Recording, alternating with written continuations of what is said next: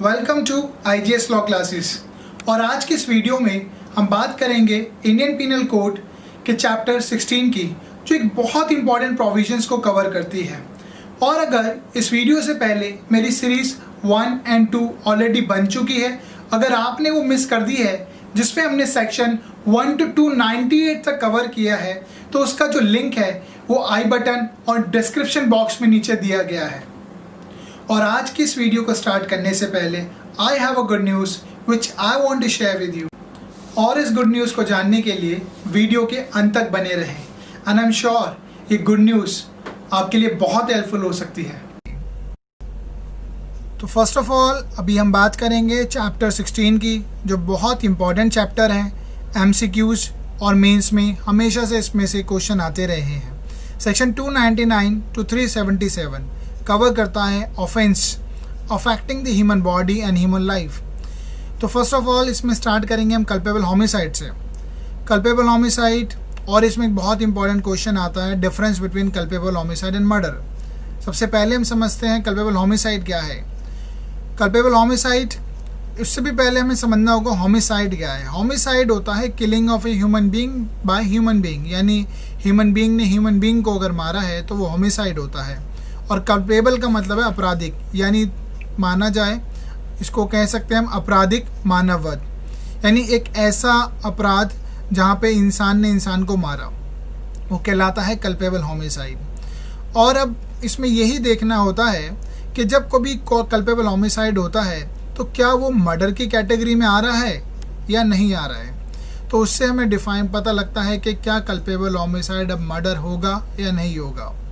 और इस चैप्टर के अंदर इस पर्टिकुलर टॉपिक पे आप इसकी जो एक्सप्लेनेशन दे रखी है, कल्पेबल होमिसाइड सेक्शन 299 में डिफाइंड है, और उसके अंदर हम उसको बेसिकली 3 पार्ट्स में डिवाइड करके पढ़ते हैं। और जब मर्डर की बात करते हैं तो मर्डर में सेक्शन 300 है, उसके 4 हमने सब क्लॉजेज हैं, हम उसके 4 सब सेक्शंस को पढ़ेंगे। तो हमें पहले ये देखना होता है कि कल्पेबल होमिसाइड, सबसे पहले कोई भी जो मर्डर होगा वो पहले कल्पेबल होमिसाइड ही होगा। और कल्पेबल होमिसाइड होने के बाद फिर जजेस को ये देखना होता है क्या ये मर्डर की कैटेगरी में आ रहा है। अगर नहीं आ रहा है तो क्या ये culpable homicide not amounting to murder होगा। और जैसे इसके बहुत इंपॉर्टेंट एरिया इसके एक्सेप्शंस, तो सेक्शन 300 के अंदर जब इसके एक्सेप्शन आप देखेंगे तो आप देखेंगे कि वो उसमें लिखा है culpable homicide not amounting to murder. और इसको एक बेस्ट एग्जांपल से मैं आपको समझाता हूँ कल्पेबल होमिसाइड और मर्डर में थोड़ा सा डिफरेंस क्या होता है। से फॉर एग्जांपल अगर हमने गड्ढा कर दिया है और उस गड्ढे में कोई इंसान आकर गिर जाता है और मर जाता है, तो यहाँ पर जो डिग्री ऑफ इंटेंशन है वो थोड़ी लेसर होती है कल्पेबल होमिसाइड में। But in case of murder degree of intention, यानी क्राइम करने की जो इंटेंशन है वो बहुत ज़्यादा होगी। इसका एग्जांपल जैसे मैंने आपको दिया, अगर हमने एक गड्ढा खोदा, उसमें आकर इंसान अगर गिर जाता है और वो मर जाता तो थोड़ी सी प्रोबेबिलिटी कम है कि वो मर भी सकता है और जी भी सकता है, तो it can be consider as a culpable homicide. लेकिन अगर हमने उसी गड्ढे के अंदर चाकू रख दिए हैं या ब्लास्ट की ऐसी चीज़ रख दी है या आग लगा के रख रखे ताकि इंसान गिरते ही मर जाए, तो प्रोबेबिलिटी और ज़्यादा हाई हो जाएगी, यानी डिग्री ऑफ इंटेंशन जो है और ज़्यादा हाई है मर्डर करने की, इंसान को मारने की, तो वो जो होगा वो मर्डर में आ जाएगा। और इस वीडियो में मैं अभी आपको ज़्यादा डिटेल में नहीं लेके जा रहा है व्हाट इज़ कल्पेबल होमिसाइड और मर्डर, बस एक ओवरव्यू लिया है। और आप इसमें सिर्फ इतना मैं बताना चाहूँगा कि जो एक्सेप्शंस है उसको आप बहुत ध्यान से पढ़ लेंगे। जो 5 एक्सेप्शन है, जैसे उसमें बात की गई है ग्रेव एंड सडन प्रोवोकेशन की, कंसेंट की, तो उन चीज़ों को हम 5 जो एक्सेप्शन है एक अलग से वीडियो बना के what is difference between culpable homicide और मर्डर उसमें हम पढ़ेंगे। और इसकी जो कल्पेबल होमिसाइड की जो एक्सप्लेनेशन है, 3 एक्सप्लेनेशन दी हुई है, उनको भी आप ध्यान से पढ़ लेंगे, बहुत इंपॉर्टेंट है, मेंस और प्रीलिम्स दोनों में आ सकता है।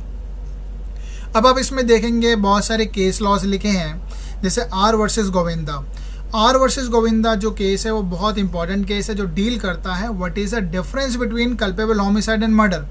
हमेशा पूछा गया है, तो आप इसको प्री और मेंस में भी लिखने के लिए बहुत इंपॉर्टेंट केस माना गया है।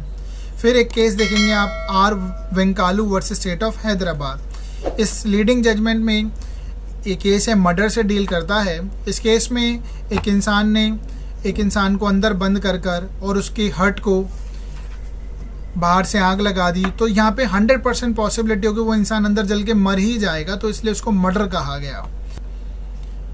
और जो तीसरा केस है वो है state of Andhra Pradesh versus R Punnaiah. This is also a leading case, और इस केस में एक 50 ईयर ओल्ड मैन पर 19 इंजरीज मारी गई, और उसमें से 9 वर फैटल, और 9 इतनी गंभीर थी कि जिससे प्रोफ्यूज ब्लीडिंग हुई, और ब्लीडिंग के चलते उसकी डेथ हो जाती है। एंड डॉक्टर की रिपोर्ट बहुत इंपॉर्टेंट है। इस केस में ये बताया गया कि these are the injuries were sufficient in the ordinary course of nature to cause death, यानी जो इंजरीज जो मारी गई हैं वो अपने आप में काफ़ी हैं जिससे इंसान की डेथ की जाए, इवन दो चाहे वो वाइटल पार्ट पे नहीं थी। आई मीन जो इंजरीज थी वो हेड पर नहीं थी, चेस्ट पर नहीं थी, एब्डोमेन में नहीं थी, वो लेग्स पर थी। बट क्यूमुलेटिवली अगर सारी इंजरीज को इकट्ठा करके देखा जाए तो वो इतनी काफ़ी थी, अपने आप में सफिशिएंट हो गई थी कि इंसान की हत्या करने में वो काफ़ी थी। तो डॉक्टर की रिपोर्ट बहुत इंपॉर्टेंट रखती है इस केस में। एंड नेक्स्ट केस है Virsa Singh versus state of Punjab. इस केस में भी यही बात डिस्कस हुई है कि जो इंजरीज है अपने आप में सफिशिएंट होती है in the ordinary course of nature to cause death, अगर इंजरी गंभीर है तो। जैसे विरसा सिंह के केस में भी जो स्पेयर है वो एब्डोमेन में इतने फोर्स से मारा गया कि एब्डोमेन के अंदर जो 3 कॉइल्स थी वो बाहर आ जाती है, और डॉक्टर ने अपने रिपोर्ट में कहा these are the injuries were sufficient in the ordinary course of nature to cause death. और जो नेक्स्ट केस है वो है एम्परर वर्सेस धीरजिया। ये केस भी बहुत इंपॉर्टेंट है। इस केस में एक जो वुमेन होती है उसका हस्बैंड से फाइट हो जाती है, और अल्टीमेटली वो अपना घर छोड़कर चली जाती है, लेकिन बाद में पता चलता है उसका हस्बैंड उसको पीछा कर रहा है, और हस्बैंड जब पीछा करता है तो इस बात से वो बहुत पैनिक हो जाती है, और ultimately she jumped into the well, और वो कुएं में कूद जाती है। कुएं में जब कूदती है उसके हाथ में उसका बच्चा भी होता है, लेकिन अल्टीमेटली जब कुएं में कूदने की वजह से बच्चा मर जाता है, लेकिन वो सर्वाइव कर जाती है। तो इस केस में कंट्रोवर्सी थी, क्या इसको बच्चे की जो डेथ हुई है क्या उसको मर्डर माना जाएगा या culpable homicide, and the court ultimately held that she was not having intention to kill a child, and that's why it is a case of culpable homicide. और नेक्स्ट केस है KM Nanavati versus state of Maharashtra. ये case है बहुत leading case रहा है, sudden and grave provocation, जो कि हमारा एक्सेप्शन में कवर होता है। मर्डर के जो एक्सेप्शन है जहाँ ये लिखा है culpable homicide not amounting to murder, और उसका जो पहला जो ग्राउंड है सडन एंड ग्रेव प्रोवोकेशन, यानी अगर कोई इंसान सडन एंड ग्रेव प्रोवोकेशन में आकर अगर किसी का सामने वाले को मार भी देता है तो वो मर्डर के डेफिनेशन में नहीं आता है, वो कल्पेबल होमिसाइड ही रह जाता है। KM नानावती जो केस है, आई एम श्योर आप लोगों ने रुस्तम मूवी जो अक्षय कुमार की थी वो ज़रूर देखी होगी, तो वो मूवी इसी कॉन्सेप्ट पे बेस, इसी केस पे बेस रही है। उस मूवी में या उस केस में KM नानावती केस में बताया गया है, ये जो केस है इसमें डिस्कस यार हुई। और जो तीसरा केस है वो है state of Andhra Pradesh versus R Punnaiah. This is also a leading case, और इस केस में एक 50 ईयर ओल्ड मैन पर 19 इंजरीज मारी गई, और उसमें से 9 वर फैटल, और 9 इतनी गंभीर थी कि जिससे प्रोफ्यूज ब्लीडिंग हुई, और ब्लीडिंग के चलते उसकी डेथ हो जाती है। एंड डॉक्टर की रिपोर्ट बहुत इंपॉर्टेंट है। इस केस में ये बताया गया कि these are the injuries were sufficient in the ordinary course of nature to cause death, यानी जो इंजरीज जो मारी गई हैं वो अपने आप में काफ़ी हैं जिससे इंसान की डेथ की जाए, इवन दो चाहे वो वाइटल पार्ट पे नहीं थी। आई मीन जो इंजरीज थी वो हेड पर नहीं थी, चेस्ट पर नहीं थी, एब्डोमेन में नहीं थी, वो लेग्स पर थी। बट क्यूमुलेटिवली अगर सारी इंजरीज को इकट्ठा करके देखा जाए तो वो इतनी काफ़ी थी, अपने आप में सफिशिएंट हो गई थी कि इंसान की हत्या करने में वो काफ़ी थी। तो डॉक्टर की रिपोर्ट बहुत इंपॉर्टेंट रखती है इस केस में। एंड नेक्स्ट केस है Virsa Singh versus state of Punjab. इस केस में भी यही बात डिस्कस हुई है कि जो इंजरीज है अपने आप में सफिशिएंट होती है in the ordinary course of nature to cause death, अगर इंजरी गंभीर है तो। जैसे विरसा सिंह के केस में भी जो स्पेयर है वो एब्डोमेन में इतने फोर्स से मारा गया कि एब्डोमेन के अंदर जो 3 कॉइल्स थी वो बाहर आ जाती है, और डॉक्टर ने अपने रिपोर्ट में कहा these are the injuries were sufficient in the ordinary course of nature to cause death. और जो नेक्स्ट केस है वो है एम्परर वर्सेस धीरजिया। ये केस भी बहुत इम्पॉर्टेंट है। इस केस में एक जो वुमेन होती है उसका हस्बैंड से फ़ाइट हो जाती है और अल्टीमेटली वो अपना घर छोड़कर चली जाती है, लेकिन बाद में पता चलता है उसका हस्बैंड उसको पीछा कर रहा है, और हस्बैंड जब पीछा करता है तो इस बात से वो बहुत पैनिक हो जाती है और ultimately she jumped into the well, और वो कुएं में कूद जाती है। कुएं में जब कूदती है उसके हाथ में उसका बच्चा भी होता है, लेकिन अल्टीमेटली जब कुएं में कूदने की वजह से बच्चा मर जाता है, लेकिन वो सर्वाइव कर जाती है। तो इस केस में एक कंट्रोवर्सी थी, क्या इसको बच्चे की जो डेथ हुई है क्या उसको मर्डर माना जाएगा या culpable homicide, and the court ultimately held that she was not having intention to kill a child and that's why it is a case of culpable homicide. और नेक्स्ट केस है KM Nanavati versus state of Maharashtra. ये काफ़ी leading case है जो deal करता है sudden and grave provocation. Sudden and grave provocation जो है मर्डर के जो फर्स्ट एक्सेप्शन है उसमें कवर किया गया है, यानी अगर कोई इंसान सडन एंड ग्रेव प्रोवोकेशन में आकर सामने वाले को मार देता है तो वो मर्डर नहीं कल्पेबल होमिसाइड ही कहलाएगा। KM नानावती के जो फैक्ट्स हैं इस केस में, आई एम श्योर आपने रुस्तम मूवी देखी होगी, तो रुस्तम मूवी भी इसी केस पर आधारित है। KM नानावती एक नेवल ऑफिसर होते हैं और उनकी जो वाइफ है मिसेस नानावती का अफेयर KM नानावती के ही फ्रेंड मिस्टर आहूजा के साथ होता है। और ये बात जब मिसेस नानावती कन्फेस करती है नानावती से, तो इस बात को सुनने के बाद वो इमीडिएटली रिएक्ट नहीं करते, बट अब क्या करते हैं, वो उसी दिन अपनी वाइफ को और अपने बच्चे को सिनेमा लेके जाते हैं और सिनेमा में इंटरवल में ही अपने बच्चे और बीवी को सिनेमा में छोड़कर अपने डॉकयार्ड पे जाते हैं, वहाँ से रिवॉल्वर निकालते हैं और उसके बाद मिस्टर आहूजा के पास जाते हैं और मिस्टर आहूजा के पास जाकर उनसे पूछते हैं will you Mary my wife. तो जिस पे मिस्टर आहूजा रिप्लाई देते हैं क्या मैं हर उस औरत से शादी कर लूँ जिसके साथ मैं सोया हूँ। और इसी बात को सुनकर जो नानावती है वो अपनी रिवॉल्वर से उसको शूट कर देते हैं, देन एंड देयर ओनली।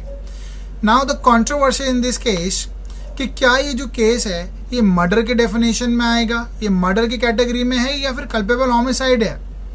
तो इस पर कंट्रोवर्सी रही और ये case grave and sudden provocation को टच करते हुए इसमें डिफेंस लिया गया कि सडन ग्रेव प्रोवोकेशन का होना चाहिए, बट कोर्ट ने कहा ये ऑफकोर्स जो मैटर है वो एक बहुत ग्रेव मैटर है, but the killing of a person is not sudden, क्योंकि Nanavati took a lot of time to preparing his mind. Ahuja के घर पे जाता है, वहाँ पर उससे पहले अपने डॉकयार्ड पर जाता है, रिवॉल्वर निकालता है, अपने बच्चों को सिनेमा लेके जाता है, तो there was a lot of time और इसी टाइम के दौरान ही वॉज हैविंग टाइम कि अपने आप को कूल डाउन कर सकता है।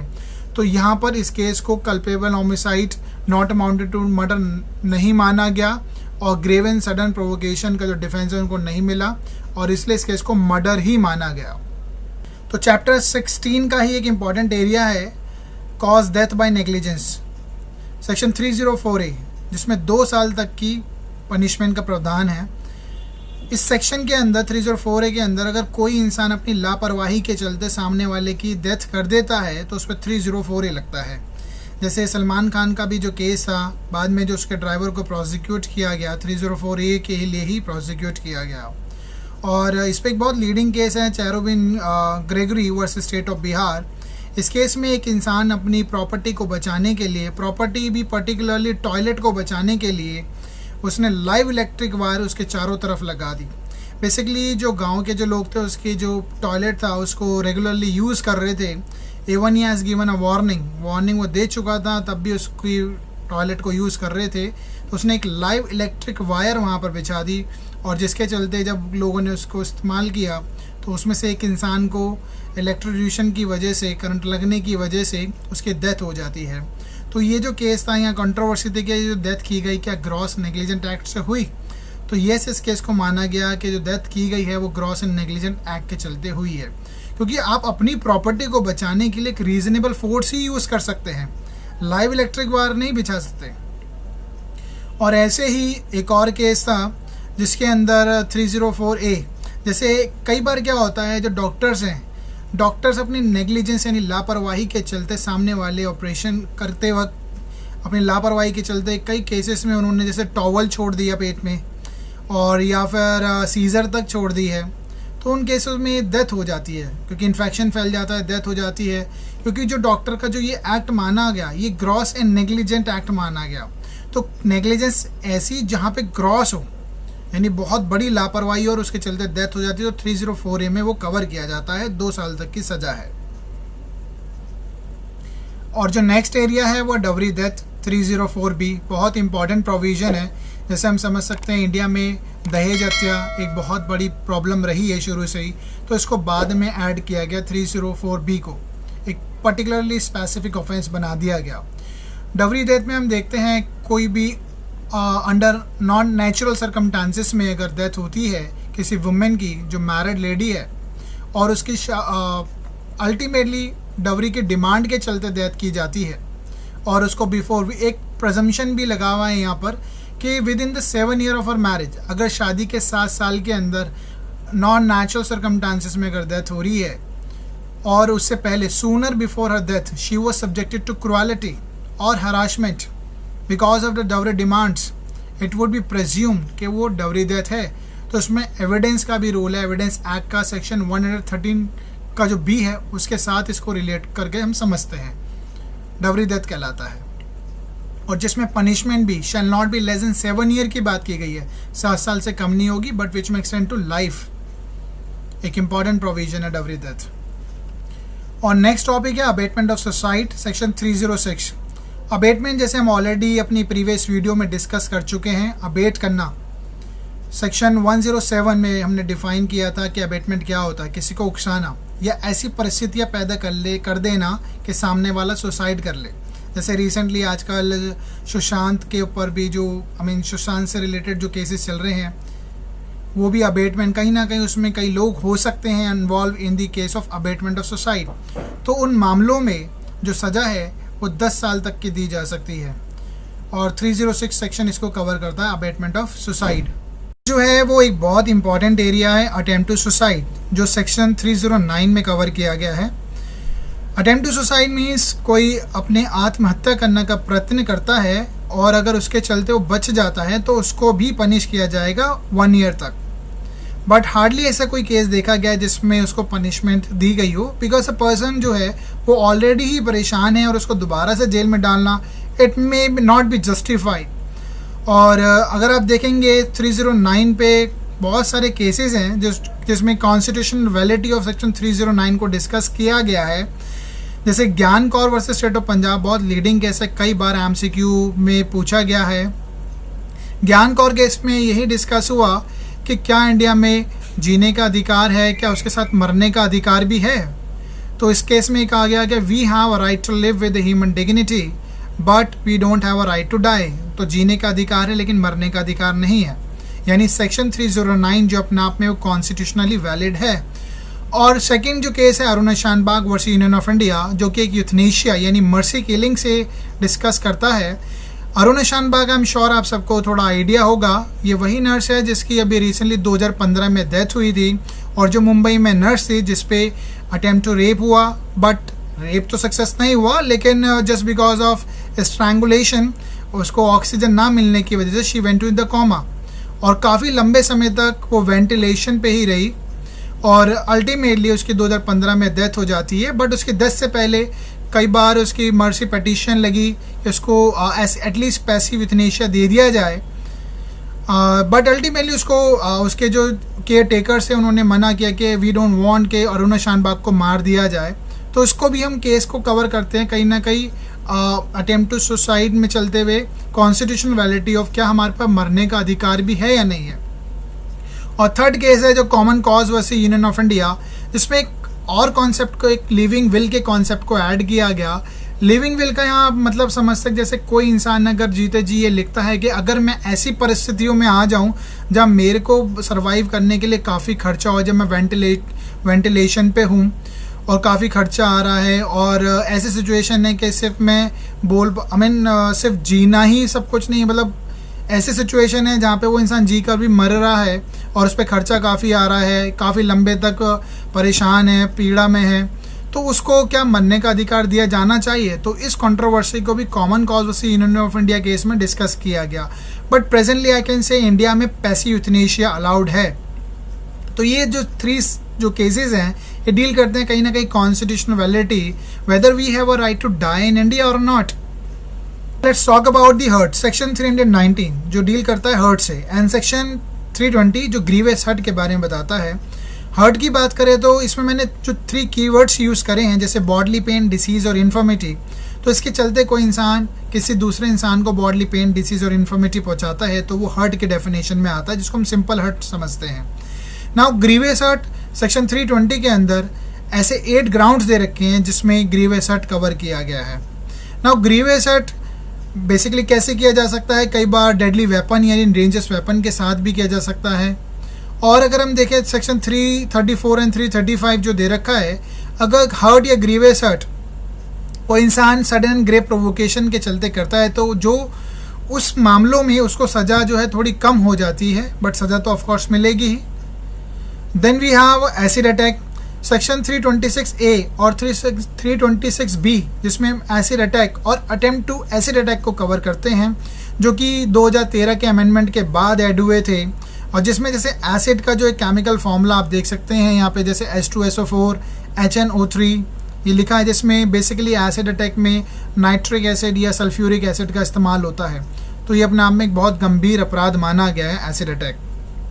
और हम देखेंगे रॉन्गफुल रिस्ट्रेन एंड कन्फाइनमेंट क्या होता है। रॉन्गफुल रिस्ट्रेन को अगर हम देखें जो 339 सेक्शन में डिफाइन है, रॉन्गफुल रिस्ट्रेन मतलब होता है कि किसी भी इंसान को एक डायरेक्शन यानी एनी डायरेक्शन में जाने से रोक देना, बाकी और डायरेक्शन उसके लिए ओपन है। बट रॉन्गफुल कन्फाइनमेंट जब किसी इंसान को विद इन दी 4 वॉल्स के अंदर कन्फाइन कर दिया जाता है, यानी depriving that person completely liberty of that person को डिप्राइव कर देना, वो कन्फाइनमेंट कहलाता है। Then we have force, criminal force and assault. Section 349 जो फोर्स से डिस्कस करता है। फोर्स क्या हो सकता है, जैसे कोई इंसान अपने मोशन में यानी बिल्कुल सिंपल एंड सोबर तरीके से खड़ा है, उसके मोशन को चेंज कर देना या उसके मोशन को रोक देना। कोई चल रहा है तो उसके मोशन को रोक देना या उसके मोशन में कॉज कर देना। तो इसमें 3 की वर्ड्स हैं, causing of motion, cessation of motion और चेंज ऑफ मोशन। और अगर क्रिमिनल फोर्स की बात करें, जैसे क्रिमिनल फोर्स को हम एक एग्जांपल से समझते हैं। कोई इंसान एक नाव में बैठा है और उसके नाव का जो रस्सी है वो नदी के छोर से बंधी है, और उसके छोर को खोल देना, उसके डोरी को खोल देना और नाव का बह जाना, यानी अब उसका चेंज ऑफ मोशन हो गया, और जिसके चलते वो इंसान एनॉय या फियर में आ जाता है या एनॉय हो जाता है, फियर ऑफ इंजरी क्रिएट हो जाती है, तो वो क्रिमिनल फोर्स कहलाती है। देन वी हैव असॉल्ट, इन 1 में डिफाइन है। असॉल्ट कोई इंसान जब कोई जेस्चर या प्रिपरेशन बनाकर सामने वाले के माइंड में इस तरीके से अप्रीहेंशन क्रिएट करता है कि जो इंसान है वो उसके खिलाफ कोई क्रिमिनल फोर्स इस्तेमाल करने वाला है, तो वो असॉल्ट कहलाता है। और अब हम बात करेंगे, बहुत इंपॉर्टेंट एरिया है 354 और 354A B C D, जो हमेशा से MCQ में क्वेश्चंस पूछे गए हैं। और 354 जो है 2013 से पहले जस्टिस वर्मा कमेटी की रिकमेंडेशन में क्रिमिनल जस्टिस सिस्टम में क्रिमिनल लॉ अमेंडमेंट आया और उसके तहत इसमें काफ़ी बदलाव किए गए हैं। तो 354 जो 2013 से पहले सिर्फ उसमें 2 साल तक की सज़ा थी, विच में एक्सटेंडेड 2 years, बट आफ्टर 2013 354 यानी outraging the modesty of women, यानी औरत की शालीनता भंग करना, और इतना बड़ा अपराध करने के बाद भी सिर्फ 2 साल तक की सज़ा थी, जो कि बाद में 2013 के बाद एक जो पनिशमेंट है उसको which shall not be less than 1 year but which may extend to 5 year कर दिया गया। और जब हम बात करते हैं 354A की, तो सेक्सुअल हरासमेंट को इसमें कवर किया गया है। और जब सेक्सुअल हरासमेंट की बात आती है तो एक केस, लीडिंग केस याद आता है जो सेक्सुअल हरासमेंट वर्क प्लेस से कवर करता है। सेक्सुअल हरासमेंट वर्क प्लेस पे जो केस है वो है Vishakha versus state of Rajasthan, जो कई बार MCQ क्वेश्चन में पूछा गया है, जिसमें ऑनरेबल सुप्रीम कोर्ट ने गाइडलाइंस इशू की है जिससे कि हेल्दी एनवायरनमेंट मेंटेन किया जा सके वर्क प्लेस पे। नाउ 354B जहाँ पे डिसरॉबिंग को कवर किया गया है, डिसरॉबिंग यानी कपड़े उतारना, तो बहुत गंभीर अपराध माना गया है। और 354C वॉयरिज्म, यानी कोई इंसान जब उसे पता है कि कोई लेडी है जो अपने प्राइवेट प्लेस पर है और उसको वो देखता है या पीपिंग करता है, तो ये अपने आप में एक बहुत गंभीर अपराध माना गया है। और सिर्फ पीपिंग नहीं, से फॉर एग्जांपल इसमें ये भी कवर है, कोई अगर जैसे कोई बॉयफ्रेंड है अपनी गर्लफ्रेंड की ही पिक्चर्स को विद द कंसेंट तो खींचता है, लेकिन बाद में वो उसको डिसेमिनेट यानी फैला देता है, वो अपने आप में एक बहुत गंभीर अपराध माना गया है।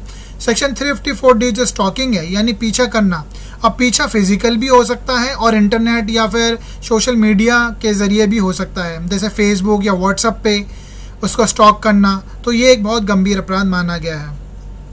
इस पर अब जैसे आप केस देख सकते हैं, KPS Gill versus state administration union territory Chandigarh. इस केस को हम बॉटम स्लैपिंग केस भी कहते हैं, जिसमें एक IAS ऑफिसर, जो लेडी IAS ऑफिसर एक पार्टी देती है, जिसमें एक बहुत बड़े IPS ऑफिसर KPS गिल भी आते हैं, but KPS Gill in a casual manner उसके जो IAS ऑफिसर के, जो लेडी IAS ऑफिसर उसके बॉटम को स्लैप करता है। और इस केस में इसको देखा गया कि it is in case of 354 outraging the modesty of women, तो it is a punishable offence. तो इस केस में भी उसको पनिशमेंट के लिए केस को कवर किया गया 354 सेक्शन के तहत। और चैप्टर 16 में एक बहुत इंपॉर्टेंट एरिया है किडनैपिंग एंड अबडक्शन, जिसपे हमेशा से MCQ या मेंस में क्वेश्चंस आते रहे हैं। किडनैपिंग सेक्शन 359, 60 और 61 कवर करता है। किडनैपिंग को हम बेसिक तौर पर ऐसे समझ सकते हैं कि किडनैपिंग जिसमें मेल की एज 16 ईयर्स है और गर्ल की एज जो है 18 ईयर्स, उससे कम वाले जो मेल और गर्ल होंगे, अगर उसको इंड्यूसमेंट या एंटाइस कर कोई ले जाता है out of the keeping of the lawful guardian और out of the keeping of out of India, तो उसको हमने किडनैपिंग समझा है।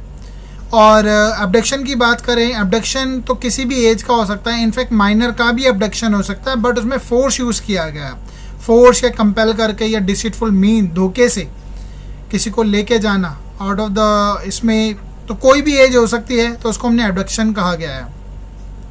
अब इसमें देखेंगे कुछ इंपॉर्टेंट प्रोविजंस हैं, जैसे पनिशमेंट फॉर किडनैपिंग 363, 364 किडनैपिंग और अबडक्शन फॉर मर्डर, जिसका इरादा मर्डर करने का, किडनैप और अबडक्ट करने के बाद। कई बार MCQ में डायरेक्ट क्वेश्चन आते हैं section based. And kidnapping for ransom 364 यानी फिरौती के लिए किडनैपिंग करना, और ट्रैफिकिंग ऑफ पर्सन सेक्शन 370 में कवर किया गया है। और अब चैप्टर 16 का एक इम्पॉर्टेंट एरिया है रेप, जो अपने आप में एक बहुत इंपॉर्टेंट और वाइडर टॉपिक है। सेक्शन 375 टू 376E तक इसमें कवर किया गया है। और इसके साथ हम जो क्रिमिनल अमेंडमेंट 2013 और 18 में हुए थे उसको बहुत अच्छे से एक बार समझ लेंगे, तो हमें और इजीली कॉन्सेप्ट क्लियर हो जाता है। 2013 से पहले जो रेप की डेफिनेशन थी वो अब बिल्कुल चेंज कर दी गई 2013 में। Now even a rape can be committed with the object also, it's not only confined with the male object, male organ से ही कवर नहीं किया गया है, बट ऑब्जेक्ट भी यूज़ किया जा सकता है। और 376 AB, DA, DB अगर आप देखेंगे तो यहाँ पर ये कुछ ऐसे प्रोविज़न हैं जो बाद में 2018 में पनिशमेंट को बढ़ा दिया गया। यानी अगर रेप अगर होता है माइनर के साथ जिसकी एज 12 साल से कम है और माइनर जो 16 साल से कम एज है, तो उसमें और भी ज़्यादा हीनियस पनिशमेंट दी गई है, जैसे डेथ सेंटेंस तक भी दी गई है इन मामलों में। और अगर आप देखेंगे 375 का एक्सेप्शन नंबर जो 2 है, जो एक लीडिंग केस में independent thought versus Union of India, basically इस पे 2018 पे दिल्ली जुडिशल सर्विस पे क्वेश्चन भी आया था कि अगर कोई इंसान अपनी ही वाइफ जो कि माइनर है, 15 साल से कम है, चाहे कंसेंट हो या ना हो, तो उसको भी रेप की कैटेगरी में डाला गया है। तो independent thought versus Union of India case बहुत इंपॉर्टेंट है। देन रेप से डील करते ही बहुत सारे प्रोविज़न है जो पनिशमेंट को बताते हैं, जैसे 376A persistent vegetative state. Persistent vegetative state जैसे हमने अरुण शान बाग की बात की थी कि वो लगातार उसके साथ जब ऐसी घटना घटी तो परसिस्टेंट वेजिटेटिव स्टेट पे रही, यानी वेंटिलेटर पर रही। और ऐसे ही जब निर्भया इंसिडेंट हुआ तो वो लगभग 2-3 दिन वेजिटेटिव स्टेट में थी और उसके बाद वो मर जाती है। तो ये 376A में उसी के पनिशमेंट के बारे में बात की गई है। 376B husband upon his wife during separation. तो सेपरेशन, जुडिशियल सेपरेशन के दौरान अगर हस्बैंड अपनी वाइफ के अगेंस्ट ही सेक्सुअल इंटरकोर्स करता है तो वो भी एक ऑफेंस के दायरे में माना जाता है। और 376 person in authority. Person authority यानी जो डोमिनेटिंग पोजीशन में है या अपनी फिड्यूशियल रिलेशन का फ़ायदा उठाते हुए और अपने जो उससे जो नीचे जो इन्फीरियर जो लोग हैं उनका फ़ायदा उठाता है, अपनी पोस्ट का फ़ायदा उठाते हुए उनके साथ सेक्सुअल इंटरकोर्स करता है, तो उसको 376 में पनिश किया गया है। Now 376D gang rape. तो गैंग रेप अपने आप में बहुत बड़ा अपराध माना गया है। जैसे आप देखेंगे मैंने ऊपर सेक्शन 376DA और DB भी लिखा है, यानी माइनर के साथ गैंग रेप होने में 10 सेंटेंस तक का भी पनिशमेंट दी गई है। और सेक्शन 376E जो है वो डील करता है रिपीट ऑफेंडर। रिपीट ऑफेंस यानी इसी कैटेगरी के अपराधियों को जो रिपीट करता है तो उसके लिए ऑलरेडी पनिशमेंट डेथ पनिशमेंट भी है और यह रिमाइंडर्स पर उस इंसान की आजीवन कारावास तक जेल में ही रहेगा, वो कोई रेमिशन नहीं होगी। तो इस तरीके के प्रोविज़न रेप से रिलेटेड दिए गए हैं। देखेंगे चैप्टर 16 का एक बहुत कंट्रोवर्शियल टॉपिक रहा है अननेचुरल ऑफेंस, जो सेक्शन 377 है। Section 377 first of all it's not only confined with the homosexuality but इसमें और भी चीज़ों को कवर किया गया है। जैसे मैंने इसमें कीवर्ड्स का यूज़ किया है, जैसे carnal intercourse against the order of nature. Of course homosexuality तो सब जानते ही होंगे, लेकिन इसमें कार्नल इंटरकोर्स की बात की गई against the order of nature. That means अगर कोई मेल अपनी ही वाइफ या किसी भी फीमेल के साथ इस तरीके से सेक्सुअल इंटरकोर्स करता है जो against the order of the nature है। ऑफ कोर्स नेचर ने कुछ चीज़ किसी चीज़ के लिए बनाई है, अगर उसके विपरीत जाकर कोई अगर सेक्सुअल इंटरकोर्स करता है तो वो भी अपने आप में ऑफेंस माना गया है। And if a man involve with the sexual intercourse with animal, जिसको हम बेस्टियलिटी कहते हैं, वो भी अपने आप में ऑफेंस है। तो 377 is not only confined with the homosexuality तक ही कवर नहीं है, इसका जो स्कोप है बहुत वाइडर है। तो कई लोग कहते हैं कि 377 को ख़त्म कर दिया गया है, तो 377 पूरा सेक्शन ख़त्म नहीं किया गया है, सिर्फ इसका लिमिटेड यूज़ जो था, जो डिक्रिमिनलाइज किया गया है only with reference with the homosexuality, वो अब ऑफेंस नहीं होगा। बट आज भी अगर कोई एक मेल अपनी फीमेल वाइफ के साथ या कोई लेडी के साथ against the order of nature sexual intercourse करता है, वो आज भी ऑफेंस है। और यह एनिमल के साथ करता है, वो भी आज भी ऑफेंस है। और होमोसेक्सुअलिटी की जब बात आती है तो होमोसेक्सुअलिटी रिसेंटली जो जजमेंट है Navtej Singh Johar versus Union of India में, homosexuality is no more an offence, but उसमें भी कुछ चीज़ें हैं, जैसे होमोसेक्सुअलिटी जो है वो पब्लिक प्लेस पे नहीं होनी चाहिए।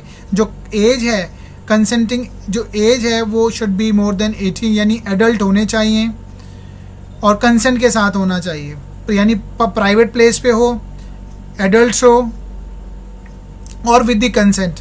और नवतेज सिंह जौहर से पहले ऑलरेडी एक केस था, सबसे पहले एक कंट्रोवर्सी नाज foundation versus government of NCT Delhi में अराइज हुई थी, जो जहाँ पे ऑनरेबल दिल्ली हाई कोर्ट ने इसको डिक्रिमिनलाइज किया गया कि homosexuality should not be considered as an offence. But later on in the case of Suresh Kumar Kaushal versus Naz Foundation में 2013 में दोबारा से जो जजमेंट थी उसको रिवर्स कर दिया गया। But finally in the Navtej Singh Johar case versus Union of India, homosexuality is not an offense now। और वो गुड न्यूज़ जो मैंने आपसे प्रॉमिस किया था वीडियो के एंड में शेयर करने की, वो ये है कि बहुत से लोगों की रिक्वेस्ट पर finally on 10th of August I am starting online classes which is specially designed for judicial services। And to enroll yourself before the opportunity runs away, quickly contact on the numbers mentioned on your screen and the details are shared in the below description box।